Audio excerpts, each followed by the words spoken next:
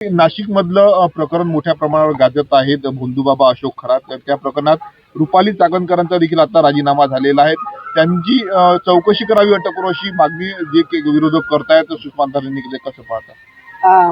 मला माहित नाही किती लोक काय काय बोलतात, पण जे भोंदू बाबा आहे आणि जे प्रकार नाशिकमध्ये झालेला आहे ते खूप मन दुखवणारे आहे. कारण आम्ही भावना घेऊन आम्ही आमचे कामं करतो, आम्ही भक्ती करतो, पण त्याच्यामध्ये जर एखाद्या भोंदू बाबा असे प्रकार करत असेल आणि जेही व्हिडिओ महिलांचे व्हायरल बाहेर केलेले आहे ते प्रायव्हसी हनन केलेली आहे त्या महिलांची.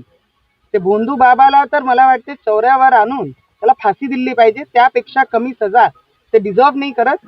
सरळ चौरायावर आणून एक रेपिस्टला कशी आम्ही मांग करतो सोमोटोमध्ये आणून त्याची अशी परिस्थिती केली पाहिजे की येणाऱ्या काळामध्ये असे मुकुटे लावून जे स्वतःला स्वघोषित जे महाराज असतात त्यांना सगळ्यांना कळलं पाहिजे.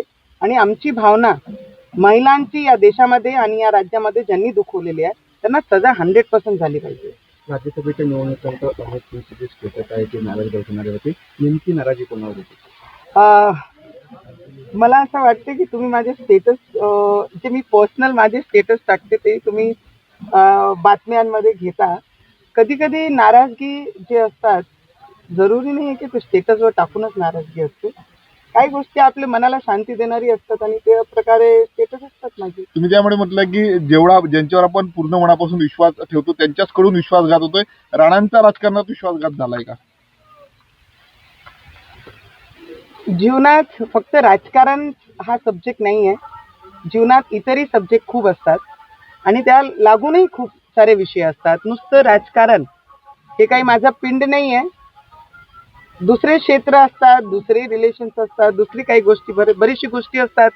पण जे तुम्ही टाकताय मला वाटतं काही काही गोष्टी पर्सनली असतात. त्याला प्रेझेंट ॲज अ पॉलिटिकल करू नका एवढीच विनंती आहे. आता